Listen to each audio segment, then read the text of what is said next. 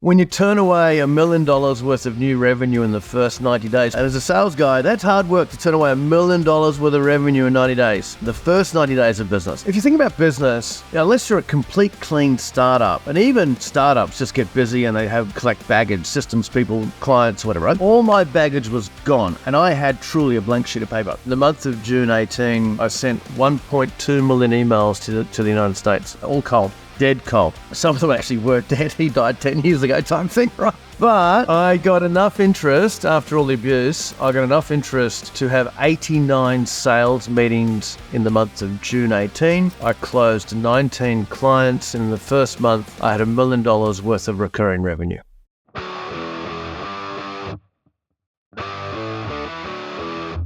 All right. So Rob Nixon, listen, before I get started, because I definitely want to hear and share your story. I know your story, but I think it's super valuable for so many people to hear it. It's inspiring and challenging, and there's such good content in there. Anyway, before I kick off with that, I just want to recognize you for a moment and share with the audience that, you know, for me, you were my first coach in business. I remember back to when I first started my practice. I remember trying to track Rob down in the Australian time zone, because that's always been our biggest challenge, is that we're on the opposite sides of the world, but yet here we are.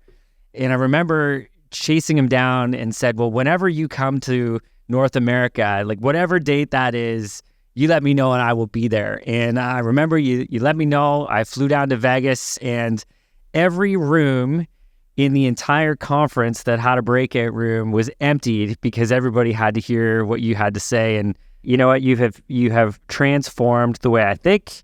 You have been the greatest influence in my professional career. So I appreciate you so much. I just want to say that up front. But for the rest of the community and the audience is listening, maybe tell the story of Rob Nixon, how you got started and where everything got to now. Well, Bob, before we get to that, just wanted to say that many people in my career have attended things, read things or whatever, but you implement stuff, right? You get things done. And when I met you, you were a minnow of an accounting firm, just a minnow. And we worked together for a couple of years, and now, you know, the future is very bright for Golver and Associates. So, mate, not everyone implements like you, so I just want to start with that. So, mate, well done you. It's really cool. I appreciate that. All righty. You want me to tell a story?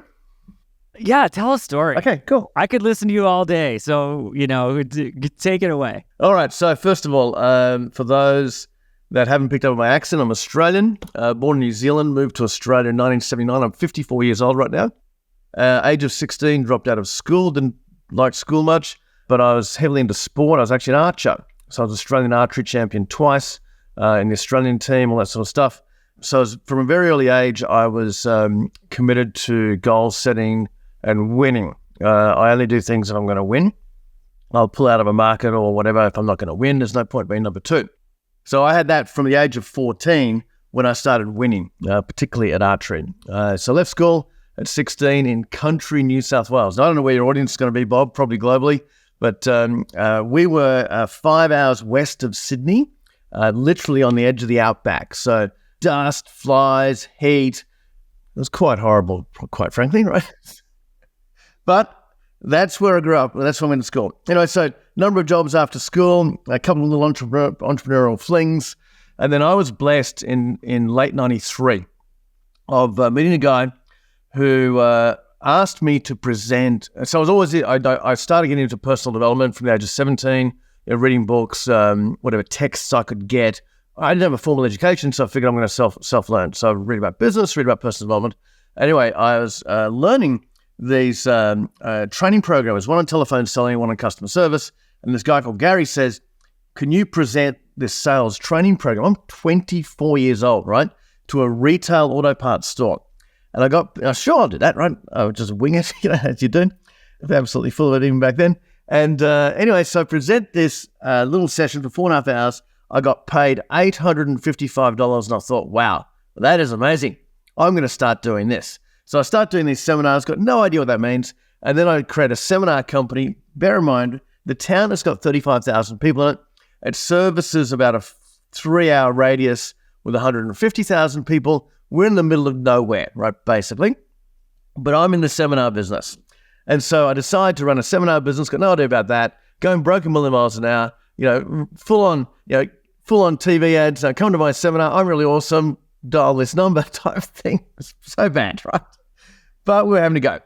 And I was running these seminars, big seminar, 8 people. 8 people in the pub.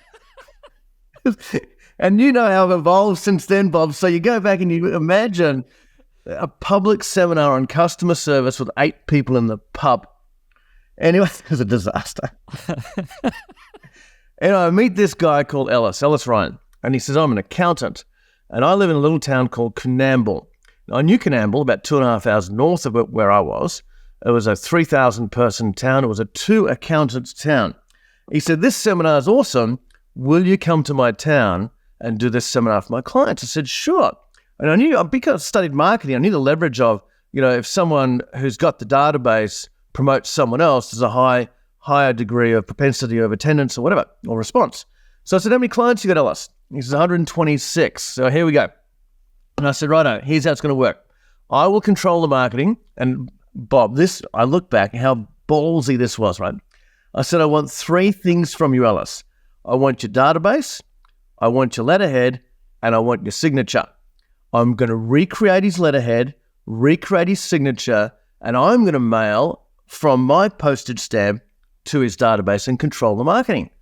It worked. 56 people turned up to the services club, and I made a profit of $2,500. I thought, wow, these accountants can fill a room, but I can't. I'm going to accountants, and that was May 1994.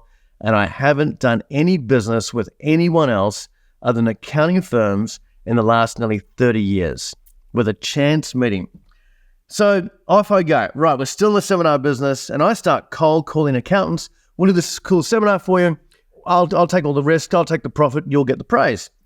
We had, back then, now a big 4, but it was a big 8 accounting firm, send me their entire database, their letterhead, and the partner's signature. Can you believe that, Bob? It's just... Oh, my God. Like, I'm starting to sweat just thinking about it. The crown jewels of an accounting firm, right? Oh, man. So, I think a lesson in that is, you just got to ask, you don't get. You keep asking.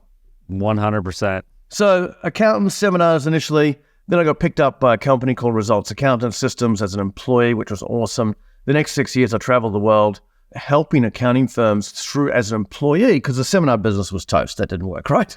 Stupid business. Helping accountants. Wow, with 3,000 people in one town, how many conferences could you do with one of the accountants, To give you an idea how naive I was, I even moved location 150 kilometers closer to Sydney to widen my reach, right? It's just ridiculous. And then within 6 months, I'm traveling the world. So, who'd have thought? So I joined a company. We were a training, consulting, and content company in my 20s, still absorbed in lifelong learning, absorbed in books, absorbed in education. And I got the opportunity to travel the world in my 20s, training accountants. Then I ended up running that business in Australasia. We grew that business to 25 million, and in 2000 I exited. So that was a wild ride. And, there's parts of your career where you go, wow, that was so fundamentally seminal to the rest of the career as a foundation. And that was amazing. We worked with tens of thousands of accountants all over the world, grew a big business, and I was right in the thick of it as in the leadership team. So that was huge learning. But that business got sold. There's a whole story around the turnaround. We're not going to get there. That business got sold. I did a big turnaround of that company when I was 29, and it got sold. So what did I do? Well, I got headhunted, would you believe, for a very short project from a public company. I'm only 30 now. And that was about acquiring accounting firms. So now I'm in the M&A world, right? So we acquired some firms, got out of that one. That was never going to work. I thought, right, I've got some research here. I'm going to start a software company. I had no business to be in a software company in 2001, but decided to. We raised capital of just over $1 million really fast. I didn't know what I was doing. But what I did realize after 4 years, that business wasn't for me. It was a boring business. It was a technical business. The people were boring. The product was boring. So I, as part of my quest for lifelong learning, I did this test. It was called Wealth Dynamics. And I got this report And the report was on my desk at like 5 a.m. in the morning. I had a call to Chicago, trying to sell my software to Chicago. And I looked at this report. Chicago meeting didn't go so well. We've got the big fat not now. And I've gone, this report spoke to me. And so I waited a couple of hours, called my business partner up and said, I'm out of here. Oh, no, sorry. I said, I need to come visit you. He said, what for? I said, I'll tell you when I see you. And I got to his place. I said, I'm leaving. He said, you can't leave. You're the founder. You're the big shareholder. No, I'm leaving. And he said, when? I said, today. He said, you can't leave today. I said, I'm leaving today. Anyway, I left within 2 weeks because I trusted that what I was not matched to the business. And that was really important. And so I decided that I was going to start a coaching company to accounting firms in Australia only. We're not in the US. I've been in the US many times through the employee company and started a coaching company. And in the end, we end up coaching. There's in Australia and New Zealand for accounting firms, there's 12,000. There's 10,000 in Australia, 2,000 in New Zealand. We did business with 4,000 of them, massive penetration, coached 800 of them.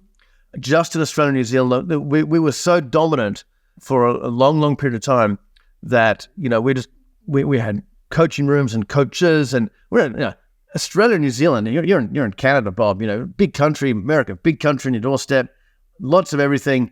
We're tiny, right? But we dominated because we had great marketing, great sales, great people, and a great product. And you need that if you're going to be successful. We were selling an idea, we're selling hope, we're selling a business improvement for accountants. And so I grew that business over a number of years and a great lifestyle. And then in about 2000, we were going to be acquired, that's right. And so a big international company was going to acquire us. And they dangled a number, which the number looked pretty good. And we get down to the first part of due diligence. And they said, we like everything you've got, but we don't like your coaching business. I said, well, that's where all the money is. And they said, yeah. And I tried to replicate it, tried to license it. We had a franchise system at one stage. Lots of methods to scale it. And they said, we can't scale that business. I said, yeah, neither can we. So the deal ultimately fell over, but I got a taste of, because we had some software, the previous company I sold out of, we built some bits of software, and we got a taste for software valuations in 2012. And so we thought, well, they liked that, but it wasn't really a revenue line. So out of thin air, we created some software and we decided to market it, and the accountants loved it. And we started off with, bullets before the missiles, and then got a taste of, what, we're going to go all in on this software thing. We're going to turn the human-based services coaching business with content into a software and content business. And so consequently, we were going fast, right? Had to raise some capital. Ended up raising, first of all, I put in at a business partner, we were 80-20. Between us put in 6 million, so 4.8 of mine, 1.2 of his. Then we raised 12 million, so we're 18 million in to create a business. And this business was going bananas. We were growing at 8 to 10% a month, so we were doubling every 8 months. We did two acquisitions. We opened up in the UK, office in initially San Francisco, then San Diego, in the Philippines and Australia, joint venture in Sweden, joint venture in Finland. This in the space of 2 years. So it was crazy. And it was fast, really, really fast. Had 196 shareholders by the time we raised the capital. We're an unlisted public company with a half of 9-figure valuation. I think that's right, thereabouts. And we were on this trajectory. And so everything is busy. Everything is going super, super fast. The clients around the world loved the product. It was an analytical product linked into cloud accounting, so the accountants could get visibility on their clients, predictive analytics. It was really cool, right? But with bigger business comes complexity, and I was diluted right down from 80% to 35%. With bigger business comes complexity, and complexity means governance. We're an unlisted public company, had to get a chairman, CEO, board of directors, all this governance, right? Anyway, push comes to shove, and the board and I have a fight. And I wanted one thing, they want another, and I've said, well, F you, and they said, well, how about you F off? And so in April 2000, initially April, then May, finalized 2018, I got kicked out of my own company that I founded. It's still with the equity, but now no business. And on top of that, a 1-year global restraint. Now, not a 100-mile restraint, a 1-year global restraint. I couldn't poach existing clients, past prospects, team members, clients, any clients at all. Couldn't compete on product, couldn't compete on service. And on top of that, all of my IP I developed over the last 20-something years was owned by the company. So I've exited with a global restraint, which was tight, and I honored that to the day. I exited with all my content not owned by me, so I couldn't use that. I exited with, great stories, case studies, couldn't use those, and no business at all. So, and Bob, you were part of that little exit because I remember this. I was in a couple of ways. One, I was a shareholder of that company. And two, I was also on all of those lists, I think. That's right, you were. Look, when you turn away $1 million worth of new revenue in the first 90 days, please, Rob, can you work with us? Sorry, I can't work with you. And as a sales guy, that's hard work to turn away $1 million worth of revenue in 90 days, the first 90 days of business. So yeah, so that takes us up to before some even more cool stuff happens. And Bob, for time, let's not unpack the detail of the exit. Hasten to say, to be kicked out of the company that you founded by your business partner and mate of 20 years plus the board was quite a demoralizing, angry period in my life. Brutal. It was brutal. Yeah. But then things went well. Well, then, so talk about this, because I think, for a couple of reasons. One, I think your entire story is super cool, but I would focus on that period of a year where you dealt with so much adversity, so much challenge, but what you had was everything you've learned. Maybe you couldn't share, case studies, connections, but everything you learned over your entire career you brought with you. So walk us through what happened in the next, 90 days after your company unfoundedly kicked you out. Yeah. So first things first, the state I was in, because I was all on black, right? I had no business, had a business previously, still owned the equity in that business, and all the business assets were locked up over there. As my wife said, all of your shit was unraveled in one go, right? Which is really interesting. So what I was presented with was a complete blank sheet of paper. I was presented with a blank sheet of paper for the first time in my business career. And this is really, really important before we get into what I did, right? So what I did business-wise is a piece that I'm going to take you through. So if you think about business, unless you're a complete clean startup, and even, startups just get busy and they collect baggage, systems, people, clients, whatever, right? All my baggage was gone, and I had truly a blank sheet of paper. So what I did, and this is the order of what I did before I got started in the new business 5.5 years ago. Number one, and this is 6 points to this. Number one, I looked at my bucket list, my list of lifelong things and achievements I wanted to do. Then I thought, okay, what I'm going to do here is change the entire thought pattern of me. Previously, I was wrapped up in the whole massive transformational purpose, change the world through accountants, change everyone else's world, right?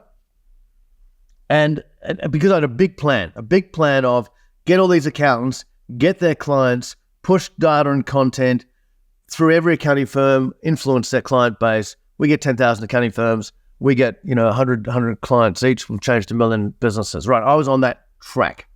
When I got exited with my blank sheet of paper, I really started to think about, well, what is it that I want? And I realized I didn't want to change the world. I want to change my world. And I want to change the world of, when I say the world, I want to change the world of a small few of clients. I'd had the big offices, big team, big valuations, big travel, big client base, big everything, right? And so what I did, look at my bucket list and said, you know what? I'm going to redesign my business to suit my bucket list, to suit me with what I want to achieve in my life. And I think that's number one where it starts. Number one, what is, and there's some bit of content here, Bob, for your listeners and viewers, I believe it starts with what you want out of life. Then business should be fuel for your life, not your life. The business should fuel your life. As we know, and we can talk to the story how I nearly died 2 years ago, so that changes things again. You get a different perspective that we're not here for a long time. So let's design a business that suits what we want to achieve in life. Step one. Step two. Then I asked myself 5 questions that I've filled on my blank sheet of paper. This took me about 4 hours. Question 1. Right, I'm going to start a business. Number 1, what do I want my business life to look like? My working life, how will I be working in this business? What will I be doing? What type of work? What type of clients will I serve? How much will I work? Business life. For example, if I'm traveling, a business life. By the way, I've got $32,000 a month in debt repayments at this point in time. So I'm up to the here, all assets over there. I got 0. But you need some cash. I need some cash, right? But I just didn't knee-jerk into the business. I didn't knee-jerk it. I want my business life, all right? If I'm traveling, I want a driver at each end. I want to be front of plane. We set a rule that accommodation whilst away must be equal or better than what we're like at home. We're not going to live in ruddy hotels. Business life. I'm only going to work for 20% of the year. 73 days maximum worked, right? So this is before I've got any income. So question 1 was, what do I want my business life to look like? Question 2, what do I want my numbers to be? And so I wrote down 64 clients max. I wrote down a revenue number. I wrote down a profit number. Accounts receivable number, 0 accounts receivable. I wrote down 1 location, not multiple locations. In fact, when we get to culture, it was no location. I'll talk about that in a minute, right? So numbers. So this is business planning. Business life, so bucket list first, business life second, then numbers, what I want it to look like. 3, what services and or products do I want to sell and deliver, or the company? And in my career up to that point in time, I'd worked out there'd been over 20 different revenue streams in my career to the same marketplace, 20 different products or services. And I go, well, that's hard work. Let's just pick one. So I picked the one I hadn't done for a few years, which was the coaching business. I'm going to reboot the coaching business, which I'd closed down a few years prior because we got into software. And I'm going to do it in the USA and Canada. And so I'm going to coach accounting firms in the USA and Canada, but only 64 at a time, maximum. So services, ours end up being 1, and it's still 1. Question 4, what do I want my culture to look like? People, team, environment, behaviors. And one of the things I wrote down was virtual culture, no office. I don't know whether we're on video here, but if we are, we're inside my clubhouse. I built a golf course in my yard. I own the world's best backyard golf course. Just Google that, folks. The world's best backyard golf course. You'll find Yarravale. I'm in the clubhouse. This is my place of work. The rest of my team are dispersed everywhere. So culture, number 4. Then number 5, who do I want my clients to be? Now, I knew they were going to be accounting firms, but they couldn't be on the hot list, of course, from a cold start. They needed to be, and then I said, okay, I only want a specific type of accounting firm. And I designed a criteria of ideal A-class client. And back then it was between 500 grand and 5 million in revenue. Now it's between 1 and 10. It's always been 1 to 5 partners, always been coachable and ambitious. So I'm looking for the ones that want to grow. This is before I've sent an email, created a pitch. There's no website, there's nothing, right? So I've filled my blank sheet of paper with the questions at the top and the answers below, and the answers below became the business rules. The business rules before we got started. This is business by design. Business by design starts with 1, what do I want my business life to look like? 2, numbers. 3, services. 4, culture. 5, clients. Clients come last. I come first. I'm taking the risk. Business owners take the risk. It's our signature on the credit card. It's our signature on the lease. We're the ones that get sued. Every team member will leave us. We're the ones left. So if that's the case, why should I put the client first? Because they'll leave as well. I'll put me first because this business should enrich my life first. I'm the risk taker. So business by design goes 1 through 5. Business by default goes 5 through 1. Let's just get started. Got all these clients, right? Oh, well, we need to hire some people. Oh, you'll do. Services, I'm going to do this, do that, right? Invent new ideas, right? Numbers suck and life isn't good. And how many times do we see that? I've been in business over 30 years, and I've met so many business, not just accountants, but entrepreneurs. They're just crazy busy, not having a good life. And it's like others rule their world, clients and team members and government agencies, and they rule their world. I didn't want that. So that was the first step, Bob. Like, again, I could listen to you all day. And I would say, part of the benefit of you, one, you had all this knowledge and experience at this point. This is not something that people think of when they're getting started in their business. They're thinking about scarcity. They're thinking about paying their bills. They're thinking about that, $30,000 a month debt obligation first and foremost, and saying, how the hell can we figure this out? It's all cash, right? Yeah. And they'll do a money grab. They'll accept a client, sell a product or service that is not in line with what they really want. And guess what happens? You end up stuck in that area. And by the way, previously, Bob, guilty as charged on all of that. Guilty as charged. Oh, for sure. Yeah, I think we all are. I think when we're all starting something out, it might be pure passion and excitement about what it is that we're getting involved in. It might just be financial, that you're thinking, this is a high demand product, service, whatever that looks like. And that's the excitement, and maybe that's the draw. But suddenly you find yourself going, you're doing all things for all people. You're right. You bring somebody in.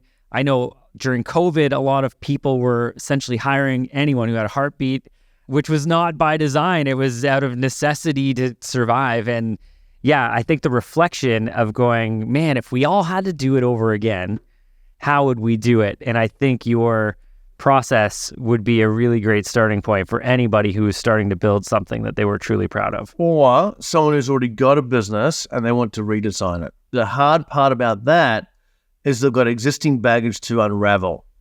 Existing systems, clients, team members, partners, methods, offices that they may not want in the future. And so the startup is easier on the blank sheet of paper. The existing business is harder. It just takes a longer time to unravel.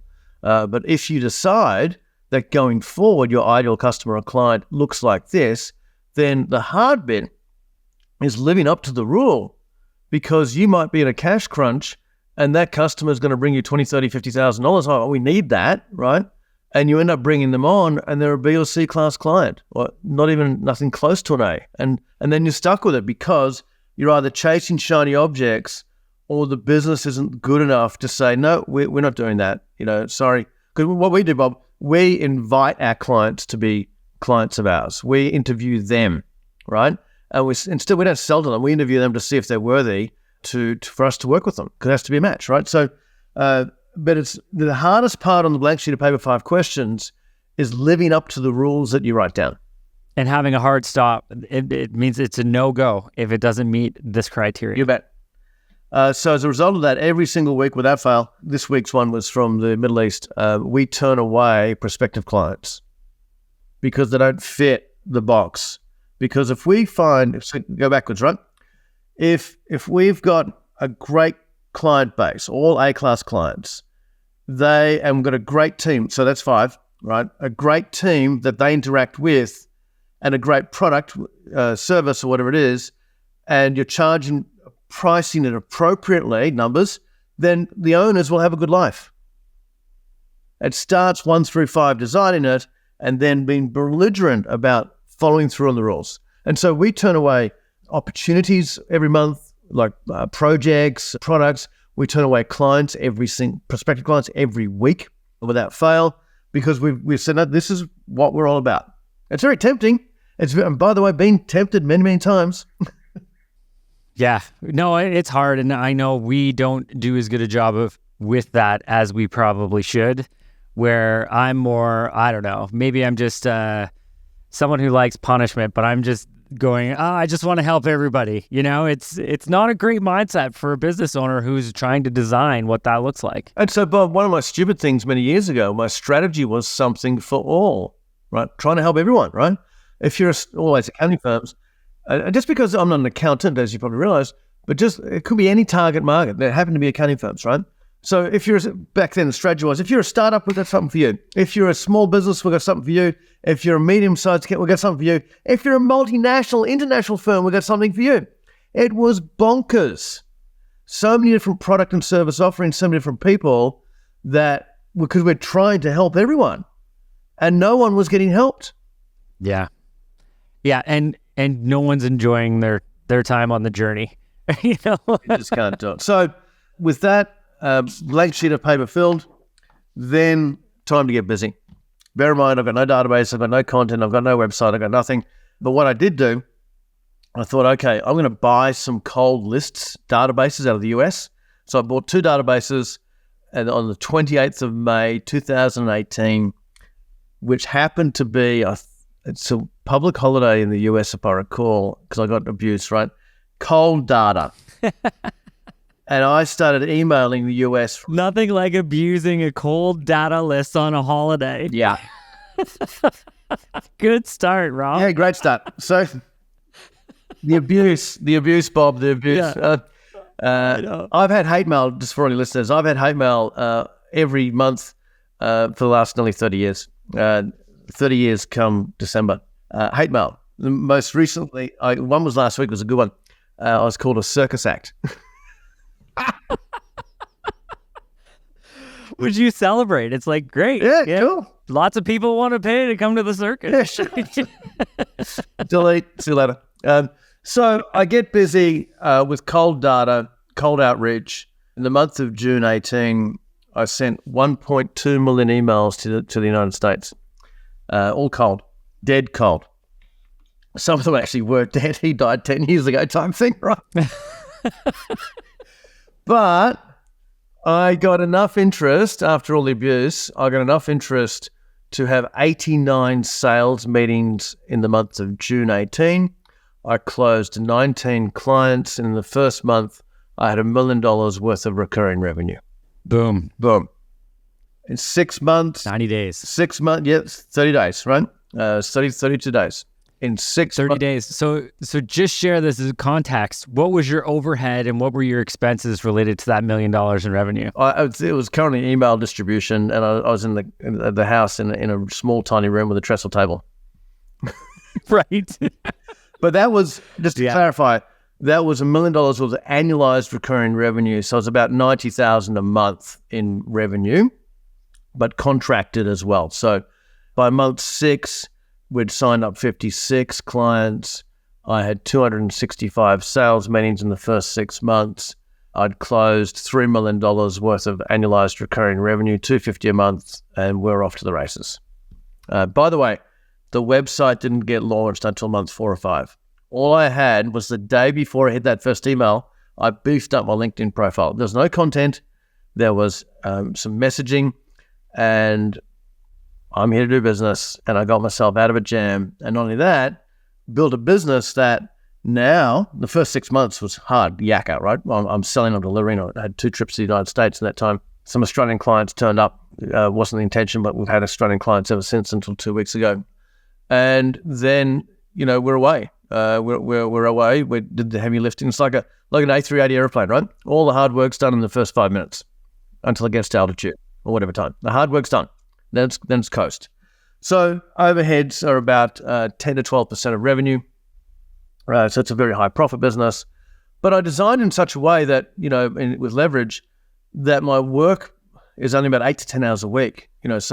But it's got high impact. The success stories we've had have been amazing. It just shows that, once you have that adversity, like being kicked out of your own company, dust yourself off, think hard, get on with it.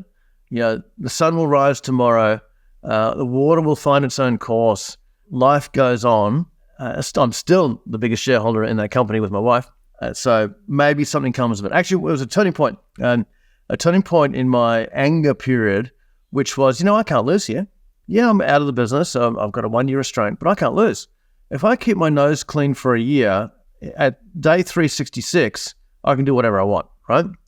I win. If they make a success of that company, I win. If they fire the CEO, I win.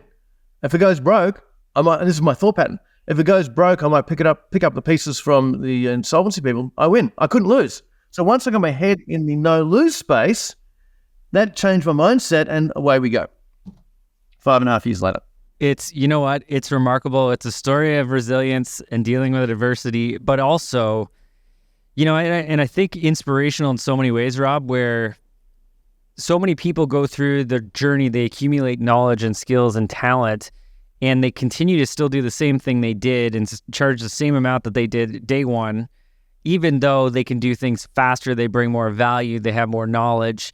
And I guarantee you, as good as you are at pretty much everything you do that I watch you do, day one back in your career, when you had 8 people show up, you couldn't have done what you did at this transitional time at that point. And that's because of all the knowledge, resources, and everything that you had available to you, aside from all the work that you did over the previous, 20 years that you couldn't touch, but everything in your mind, which was pretty incredible.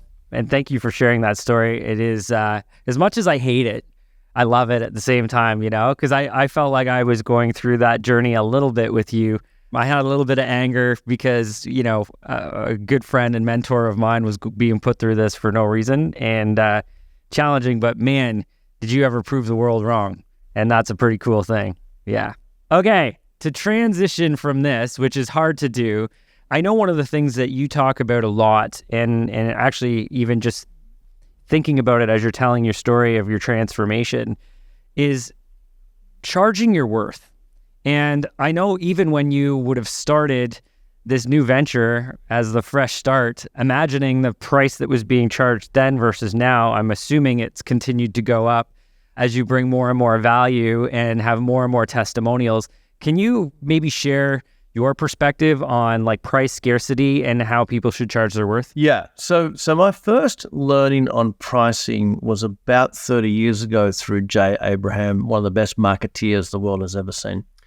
And it was a simple quote, which was, "It is arrogant in the extreme to dictate to the marketplace what they will buy and how much they will pay."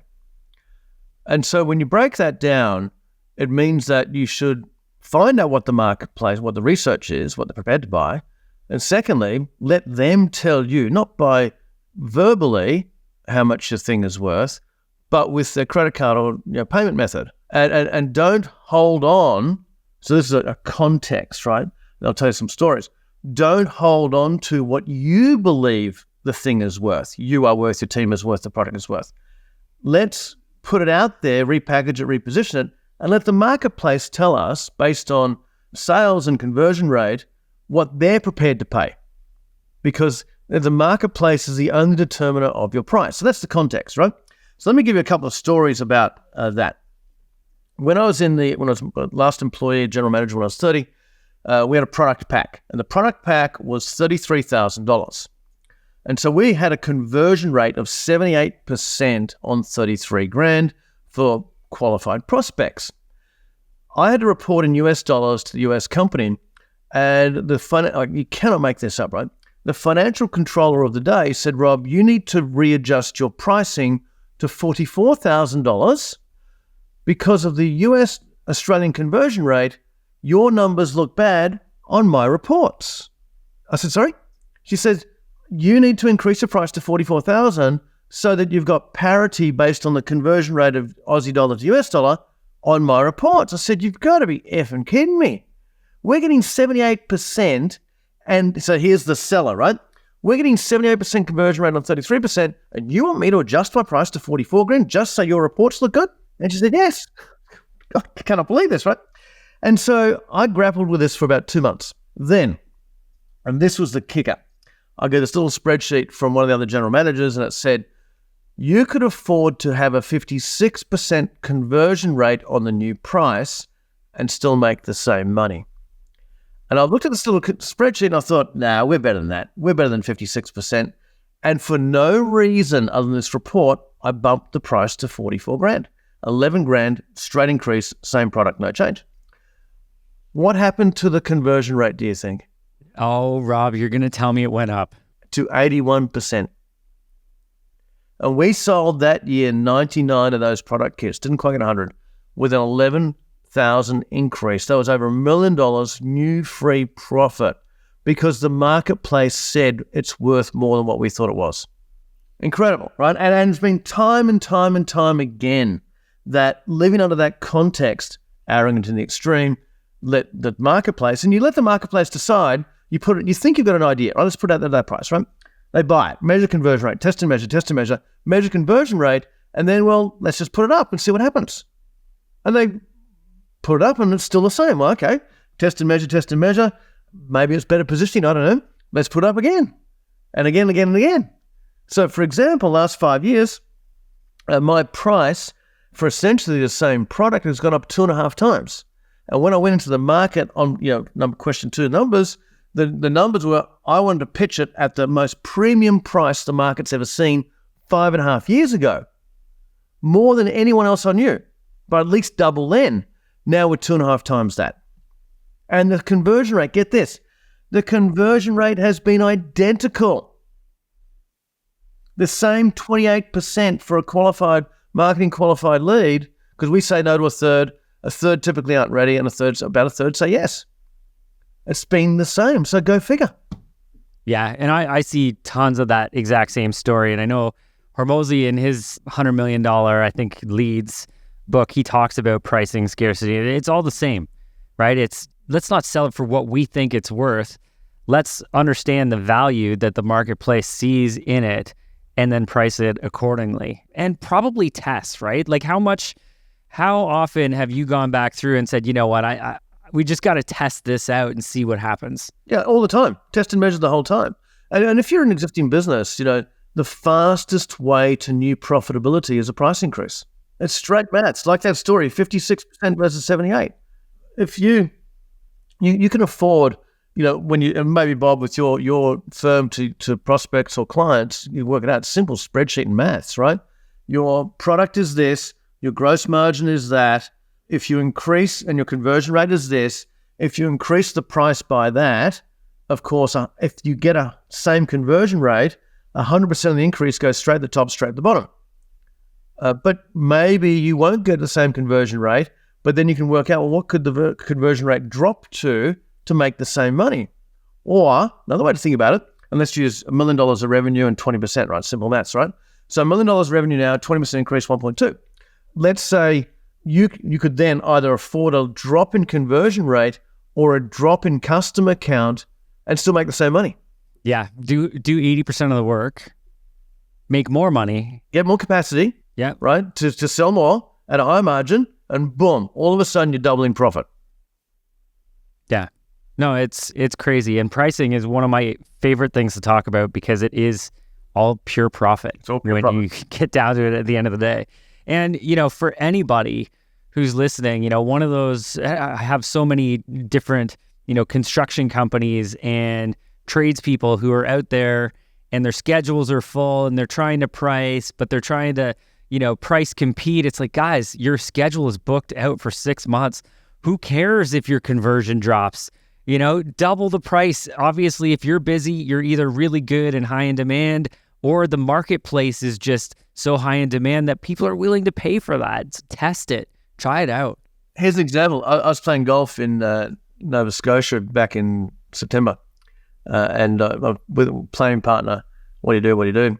And I helped my son out. We're building, I can't remember what they're building something. And he said, he's so busy, he stopped answering the phone. I said, what do you mean? He said, the phone continually rings. He doesn't answer the phone. I said, what? Just doesn't accept the business. Yeah, he's 100% busy, right? I said, oh, okay. What does he charge? Oh, $45 an hour. It's like, no wonder you're so busy, mate, right? You're so inexpensive. You could charge, in that case, I don't know what he was building, who cares, right? But he could charge $100 an hour, double it, and he could shed some of the customers, but make quadruple the profit. And probably the shitty customers. Shed the shitty customers who are going to be super price sensitive and probably on your ass all the time as well, by design. Time and time again. Yeah. And it's also to justify. First of all, the first sale is to yourself. Do you believe the thing or the team, the service or the product is worth it? That's the first sale. Then you test and measure, But also you can add in what's called soft dollar options. Ambience of the customer experience is a soft dollar option. Costs you nothing, but the customer feels better. A pre and post phone call, just checking in, you got it. Just checking in, it's okay. How's it going?